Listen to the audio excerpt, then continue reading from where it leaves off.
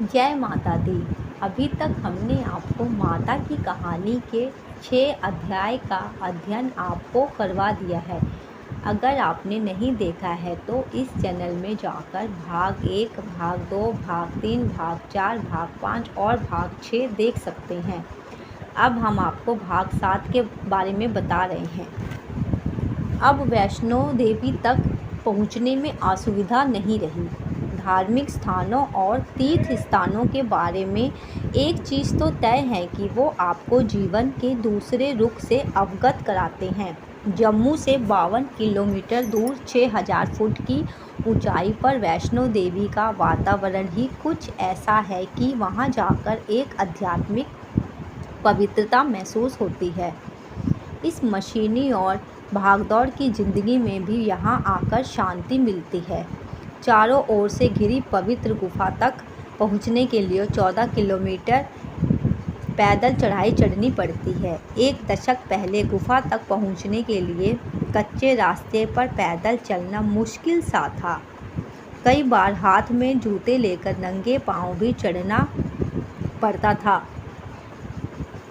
एक बार ऊपर चढ़ने और उतरने में पाँव में सूजन आना तो तय ही था। अधेड़ावस्था वालों के लिए जोड़ों में दर्द हो जाना भी अमूमन था। ऐसे लोगों की मालिश करने वाले भी वहां अपना धंधा चलाकर फल फूल रहे थे। पूरे रास्ते में भिखारी भी बैठे मिलते थे। भिक्षुकों को पैसे देने के लिए लोग पैसे खुदरा भी करा लेते थे। भिखारियों को कुछ पैसे पाने के लिए वह भावनात्मक शोषण करते हुए भी देखा जाता था। और जो पैसे भिखारी भीख में पाते थे वे फिर सिक्के बेचने वालों के पास पहुंच जाते। सिक्के बेचने वाले दोबारा वही सिक्के बेचकर फिर लाभ कमाते। पहले वहां ठहरने, शौच और पानी की समस्या भी थी, पर अब यह सब सिर्फ बीती बातें हैं। अब यह सब बदल गया है। जब जगमोहन वहाँ के राज्यपाल थे उस वक्त से सब कुछ काफ़ी बदल गया। सब कुछ नए सिरे से सुधारा गया। अब तो लोग रास्ते में भी आवास कर सकते हैं। यात्रियों की सुविधा के लिए काफ़ी कुछ किया गया है। बीच बीच में आराम के लिए शेड बनाए गए हैं। नाश्ता आदि के लिए जगह जगह जलपान गृह भी खुल गए हैं। अब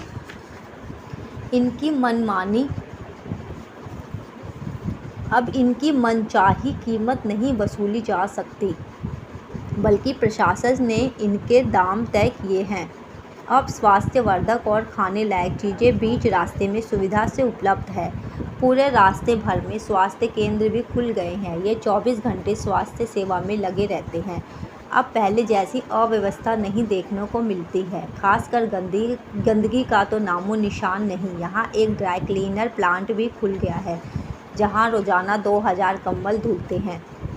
रोज़ 1 लाख गैलन पानी की सप्लाई यहाँ होती है। ठंडे पानी की व्यवस्था के लिए जगह जगह कूलर लगाए गए हैं। रास्ते सुगम हो गए हैं। रात में यात्रा और भी सुखद हो गई है। चारों ओर सोडियम लाइट की व्यवस्था है। रास्ते में किनारे किनारे फूल पौधे और छोटे छोटे बगीचे बनाए गए हैं।